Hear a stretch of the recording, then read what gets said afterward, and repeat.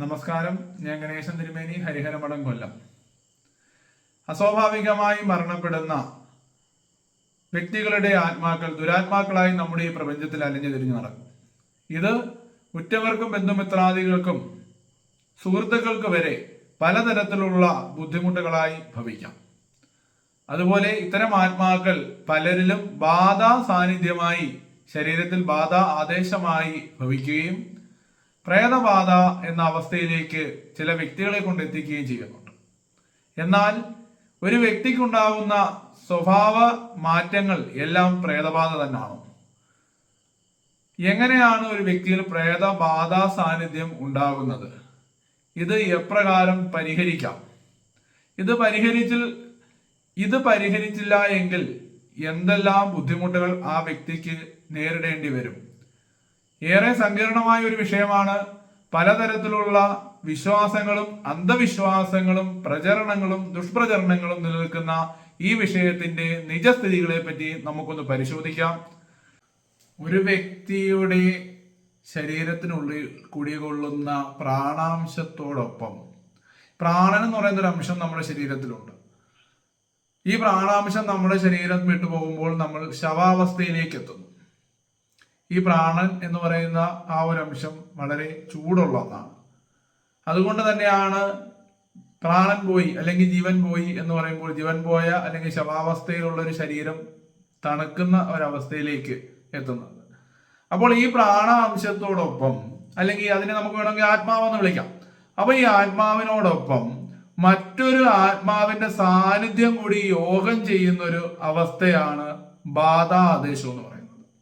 ഈ ബാധാദേശം ഉണ്ടാകുമ്പോൾ ഏതൊരാത്മാവിന്റെ സാന്നിധ്യമാണോ നമ്മുടെ ആത്മാവിനോടൊപ്പം അല്ലെങ്കിൽ നമ്മുടെ പ്രാണാംശത്തോടൊപ്പം ലയിച്ചിട്ടുള്ളത്, ആ ആത്മാവിന്റെ സ്വഭാവവും ആ ആത്മാവിന്റെ രീതികളും ഈ വ്യക്തി പ്രകടമാക്കും.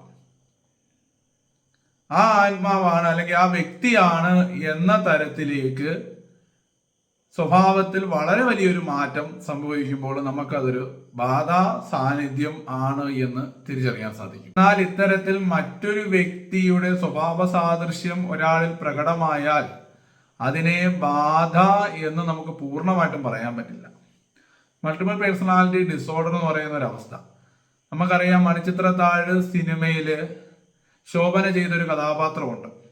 ആ കഥാപാത്രത്തിനുള്ളിലേക്ക് നാഗവല്ലി എന്ന് പറയുന്ന കഥകളിൽ കേട്ട് പഠിച്ച നാഗവല്ലി എന്ന് പറയുന്ന ഒരു കഥാപാത്രത്തെ തന്റെ ഉപബോധ മനസ്സിൽ നിന്നും ബോധ മനസ്സിലേക്ക് കൊണ്ടുവരുന്ന ഒരു ഭാഗത്തെ പറ്റി ആ സിനിമയിൽ കൃത്യമായിട്ട് പറയുന്നുണ്ട്. അത്തരം ഒരു അവസ്ഥ സാധാരണയായി ഉണ്ടാവാറുള്ളതാണ്. ഇത്തരത്തിലുള്ള ഏതെങ്കിലും ഒരു മരണമോ അല്ലെങ്കിൽ ഏതൊരു വ്യക്തിയുടെ ജീവിതമോ നമ്മൾ മറ്റൊരാൾ പറഞ്ഞോ അല്ലെങ്കിൽ നമ്മൾ നേരിട്ടോ അറിയുകയും ഇത് നമ്മൾ ഏറെ ചിന്തിക്കുകയും പിന്നീട് നമ്മുടെ ബോധ മനസ്സിൽ നിന്നും ഇതിനെ ഉപബോധ മനസ്സ് ഉൾക്കൊള്ളുകയും പിൽക്കാലത്ത് ഈ വ്യക്തിയുടെ സ്വഭാവത്തിലേക്ക് മാറ്റം ചെയ്യപ്പെടുകയും ചെയ്യുന്ന സാഹചര്യങ്ങൾ ഉണ്ടാവാറുണ്ട്. അത്തരത്തിലുള്ള വിഷയങ്ങൾക്ക് കൃത്യമായിട്ടും മാനസിക ആരോഗ്യപരമായ ചികിത്സാ രീതികളിലൂടെ അത് മാറ്റാൻ സാധിക്കൂ. അത് കൃത്യമായിട്ട് അറിയുവാൻ ഹിപ്നോട്ടിസം പോലെയുള്ള മെത്തേഡുകൾ ചെയ്തു നോക്കുമ്പോൾ നമുക്ക് അറിയാൻ പറ്റും. ഇവിടെ വരുന്ന ചില കേസുകളിൽ നമ്മൾ ഹിപ്നോട്ടിസം ചെയ്ത് നോക്കാറുണ്ട്. ഇത് ബാധാ പ്രശ്നമാണോ അല്ലെങ്കിൽ ഇത്തരത്തിലുള്ള ഡിസോർഡർ ആണോ എന്നുള്ളത് നമ്മളത് പരിശോധിക്കാറുണ്ട്. അപ്പോൾ അത്തരത്തിൽ നമുക്ക് പരിശോധിച്ച് അത് ബാധാ വേർപാടിലൂടെ മാറുകയില്ല. ബാധാ വേർപാട് ചെയ്യുമ്പോൾ കുറച്ച് ദിവസങ്ങളിൽ ചിലപ്പോൾ അത് മാറി നിന്നേക്കാം. പിന്നീടും ആ വ്യക്തിയിൽ അത് പ്രകടമായി വരാറുണ്ട്. അതാണ് ചില കേസുകളിൽ ബാധ ഒഴിപ്പിച്ചിട്ടും ബാധ മാറുന്നില്ല എന്നൊരു സംഭവം നമ്മൾ പലയിടത്തും കേൾക്കാറുള്ളത്. അതിന് കൃത്യമായിട്ട് മാനസികാരോഗ്യ ചികിത്സകൾ ചെയ്ത് അതിന് ഹിപ്നോട്ടിസം പോലെയുള്ള കാര്യങ്ങൾ, അതുപോലെ തന്നെ കൗൺസിലിങ്ങുകൾ, കാര്യങ്ങളെല്ലാം കൊടുത്ത് അത് പൂർണ്ണമായിട്ടും മാറ്റി പല രീതിയിൽ കൊണ്ടുവരാനായിട്ട് സാധിക്കും. എന്നാൽ ബാധാ പ്രശ്നം ഒരിക്കലും അത്തരത്തിൽ പറ്റത്തില്ല. അതിന് വിദ്യാമണ്ഡമുള്ള പരിഹാര കർമ്മങ്ങൾ ചെയ്ത് ആ ബാധാ വേർപാട് കർമ്മങ്ങളിലൂടെ പൂർണ്ണമായിട്ടും ആവാഹനം ചെയ്ത് മാറ്റണം.